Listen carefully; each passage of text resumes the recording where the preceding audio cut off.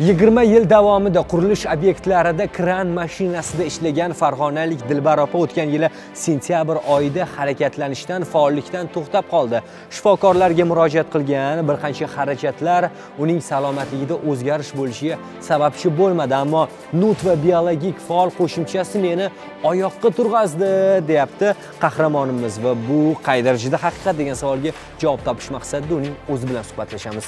Bosishga iloji yo'q. Tomirlarim tortilib qoldi-da. Yursam qirs-qirs bo'shalib ketgandaqa bo'lib qoldi.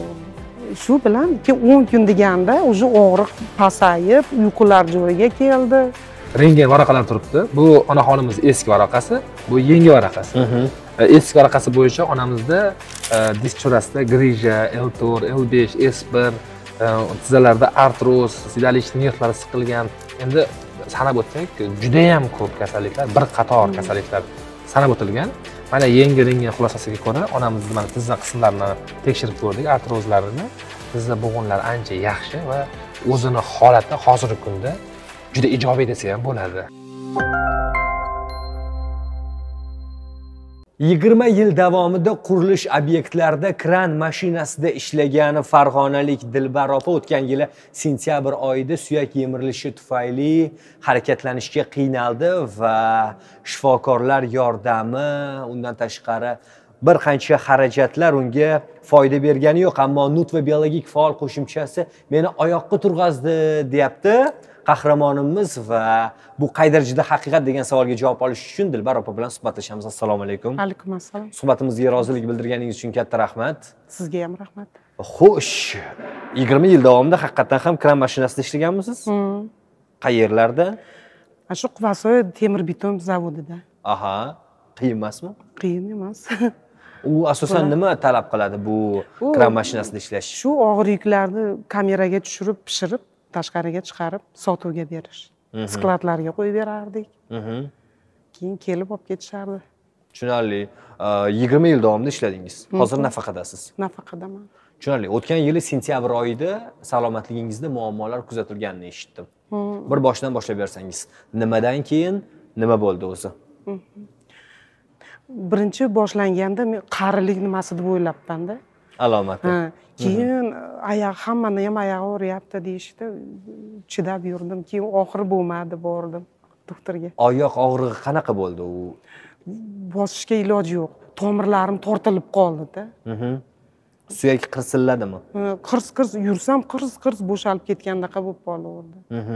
O'shandan keyin qayerlarga murojaat qildingiz? O'zimizni nima oilaviy poliklinikaga bordim. Bir nechta vrachlarga bordim. Yo'q, yaxshi, ular ham davolashdi-yu, lekin menda o'sha nimasi bo'lmadi. Nima tashxis qo'yishdi? Tashxis qo'yishmadi. Nevrologiyaga kirgizishdi, u nevropatolog meni kasalim emas dedi. Keyin Farg'onaga keldim. Kelib Farg'onada vrachlarga uchrashdim. Ular menga diagnoz qo'yishdi, artroz deb. Shu bilan keyin YouTube ko'rardim, har doim telefon ochib. Tushunarli. Artroz degan tashxis qo'yishdi. Shifokorlar nima maslahat berdi? Nima davolang deyishdi? Nima dori ichdingiz? Qanaqa bo'ldi o'zi? Osma ukollar oldim, vitaminlar qo'shib qilishdi, tabletkalar yozishdi. Ichdim o'shalarni hammasini ichdim 2 oy davomida, lekin natija bo'lmadi. Battar qiynalib ketdim. Umuman 4-qavatda yashayman, yura olmay qoldim. Lift yo'q. Lift yo'q bizda. Ko'p qavat emasda, shunga chiqa olmay qoldim vobshe. Tushunarli. Nima aniq konkret qilgan, shifokor tavsiyasi bilan qilgan harakatlaringiz nima bo'ldi? Kapelnitsa oldingiz, osma ukol, yana shu massajlar oldim. Massaj oldingiz, foyda bo'lmadimi? Yo'q. Nima qo'ydi? Parafinlar qo'yishdi, massajlar qo'yishdi. Nimani asorati ekan bu? Bu agar nima bo'lmasa, agar bir narsa chaqib olgan edi. Aprel oylarida. Skameykada o'tirganimizda chaqib oldi, o'shanda bir narsa toshib ketdi-da. O'shani davolattirdim. Uni orqasidan oyoqda nimasi boshlanib ketdi, ulanib ketdi shunga-da. Shu bilan keyin Tushunarli. Xo'p, undan keyinchi? Shu davolandim. Shifokorlarni yozib bergan dorisi, osma ukollarni hech qanaqa foydasini sezmadingizmi? Yo'q. Aha. Davleniyam nabarot oshib ketdi, 200 ga chiqib ketdi davleniyalari. Keyin nima qildirdim, hijama qildirdim aytmoqchi. Hijama qildirganimdan keyin davleniyalarim o'z joyiga tushdi. Hijomani qilib kim aytdi sizga? O'zim bittasi tavsiya qildida menga. Foyda bo'lgani Davleniyam yo'q. tushdi dedi. Ha, yo'q, bo'ldi foydasi. Davleniyani yaxshilashga hijomani foydasi bor. Lekin suyak yemirilishiga emas-da. Yo'q, unga emas, davleniyam tushdi faqat. Lekin og'rib o'sha ketaverdi. Kechalari bilan uxlamadim. Shu keyin majbur bo'ldim-da shu nutvaga nima qilishga. Kim majburladi? O'zim Qatdan eshitdingiz bu haqida? men telefonda YouTube'ga kirib turardim. YouTube'dan ko'rib qoldim. Nimani ko'rdingiz? Doktorda. Doktor emas, tabib u. Tabibda ko'rdim. Qanaqa videosini ko'rdingiz? Shu bitta ayol bilan nima gaplashgan, hamsuhbat bo'lishdi. O'shalarda aytdiki, men davolanayotgandim, bir 10 kun shunaqa jicha nima bo'ldim, keyin ichaverdim, yaxshi bo'lib ketdim dedi-da. Sizni kasalligingizni aytdi u suhbatdosh. Xuddi meni o'zimda bo'ldi-da. O'zimni og'rig'imdan bo'lgan ekan u ham. Shu. Undan keyin buyurtma berdingiz. Buyurtma berdim. Bittada Bir sutkada olib kelib berishdi. Bir sutkada olib kelib berishdi. Okey. Iste'mol qildingiz. Qanaqadir boshida qo'zg'atmadimi? Bo'ldi, shunaqa bo'ldi. Chunki men telefonda eshitib qolgandim-da. Birinchi shunaqa bo'lar ekan, keyin ichaverdim, yaxshi bo'ldi dedi, davom ettiraverdim lecheniyani. Shu bilan keyin 10 kun deganda уже og'riq pasayib, uyqular joyiga keldi. Xushchaqchaq bo'lib qoldim. Yaxshi. Uyquni yaxshilashni men bilaman. Chunki o'zim ham iste'mol qilib ko'rganimda banda uyquni yaxshilagan. Uyqulari, qanaqadir quvvatga to'ldirishi bor. Yana sizda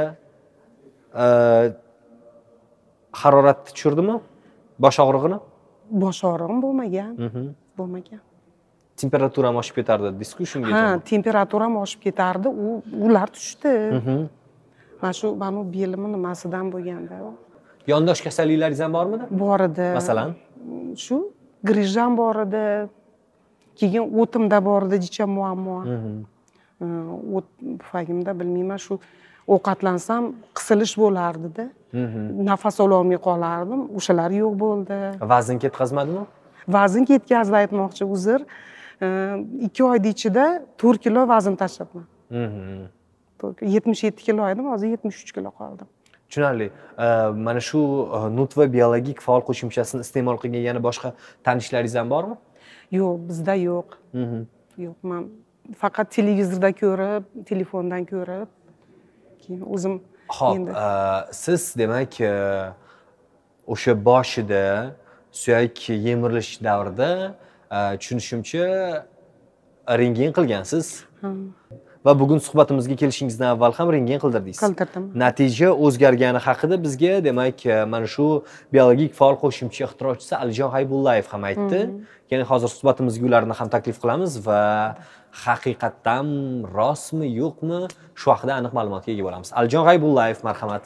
Assalomu alaykum. Yana bir karra. Assalomu alaykum. Xo'sh, biz hozir suhbatimizda shunga guvoh bo'ldikki, demak, ko'chada o'rindiqda o'tirganlarda burgami, klapami, pashshami chaqqan va undan keyin toshma toshib ketgan va bu ulanib ketgan suyak yemirilishiga. Shunaqasi ham bo'ladimi? Bu juda ham bir qiziqarli bir mavzuda bu savolda. Chunki ba'zi bir dasturlarimda gapirib o'tganman-da.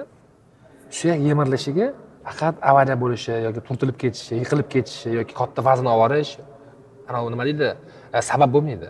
Oddiy pashsha chaqsa ham, u bu narsadan allergiyasi bo'lsa, masalan, asosan yemirilishlar o'zi oddiy shamollaymizku, oldini olmasak, yaxshi muolaja qilinmasa, bora-bora xronitskiy bo'ladi. Xronitskiy allergiyaga aylanadi. Allergiyaga aylangandan keyin yemirilishga olib kelib qo'yadi. O'sha onaxonimizda endi balkim pashsha chaqqanda, balkim klap chaqqanda, nimada chaqqan bo'lsa ham, qonida qon aylanishni buzib yuborganda, ya'ni organizmimizda sezuvchanlikni kuchaytirib yuborgan va qondagi o'sha nima deydi, qon aylanish ratsiyasini buzib yuborgan. Shuni hisobiga har allergiya toshganda onam siqilgan, og'rigan, qashingan, o'sha yondosh kasalliklar ham turtki bo'lgan. Endi bu qanchalik to'g'riligini hech kim isbotlab bera olmaydi, chunki onaxonimizda bir qator yondosh kasalliklar ham bo'lgan. Bu boya eshitganimizdek o't qopida, jigarida va boshqa o'sha yondosh kasallik hisobiga ham bu yemirilish 3 kunlik yoki 5 kunlik kasallik emas. Bu kamida 5-6 yildan beri sekin-sekin yig'ilib kelgan o'sha pashta sababchi bo'lib qolganda. Tushunarli. Bundan tashqari 20 yil davomida demak qurilish obyektlarida kran mashinasini boshqarganligini aytishdi. Unisi ham endi bilamiz, kran mashinasini boshqarish oson emas. Yana bitta joyda qimirlamasdan uzoq vaqt o'tirganda umurtqa pog'onlarida qisilish, yemirilish yuzaga keladi. Bu ham bir turtki bo'ladi va o'sha omillarni hisobga olganda shu kasallikka duchor bo'lganda, mana hozir qo'limda rentgen varaqalar turibdi. Bu onaxonimiz eski varaqasi, bu yangi varaqasi. Eski varaqasi bo'yicha onamizda disk chorasida grija, L4, L5, S1, tizzalarda artroz, sidalish nervlari siqilgan.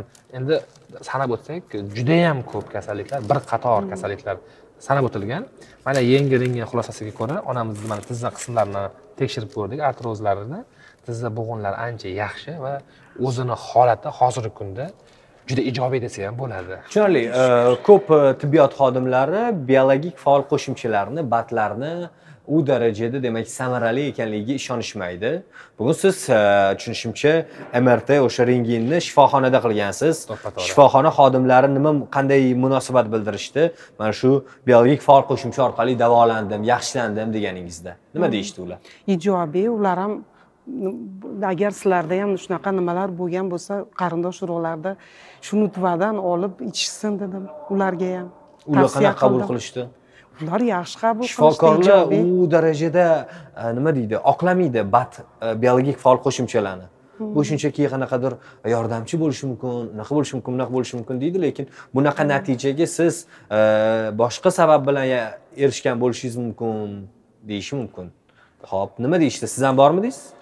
Men ham xuddi o'sha yerda edim, chunki o'zim borib, o'sha opamizni chaqirib, MRT rentgen xulosalarini oldik. Shifokorlar tan oldimi? Shifokorlar nima desa bo'ladi? Endi 5 qo'l baravar bo'lmaganda, shifokorlar ham qo'ldan kelguncha endi ko'zlarga ishonadi-ku baribir. O'sha rentgen qog'ozlarini ko'rgandan keyin hammaligi xursand, chunki bemor har doim birinchi o'rinda turadi. Ular ham nima desa bo'ladi? Endi balkim yordam bergandir, yaxshi bo'lgandir deb turib xursand bo'lishdi. Nima deydi? Tushunarli. Bu rentgen qog'ozlari va undagi natija bugungi holat bo'yicha men ochiq hech qanday tushunchaga ega emasman, lekin ochiqchasi gaplashamiz tok shousining galdagi sonlarning birida barcha shifokorlarni taklif qilib ekspertiza qilmoqchimiz. Haqiqatdan ham demak bu MRT rostmi va haqiqatdan ham demak o'sha suyak yemirish holatlarida yaxshilanish kuzatilganmi, yo'qmi degan savolga javob topmoqchimiz. Dilbar opa, bundan tashqari biz sizni bejizga demak katta tennis maydonchasiga taklif qilganimiz yo'q. Haqiqatdan ham harakatlaringizda faollik qo'shilganmi? Bemalol yura olasizmi? Kerak bo'lsa yugura olasizmi? Qo'l harakatlari qanday degan savolga javob topish maqsadida biz bugun katta tennis maydonchasida siz bilan tennis o'ynamoqchimiz. Qarshi bo'lmasangiz. Aljon aka ham bizga sherik bo'ladilar. Yordamchi bo'lib turamiz, men opamga yordam berib turaman. Rahmat.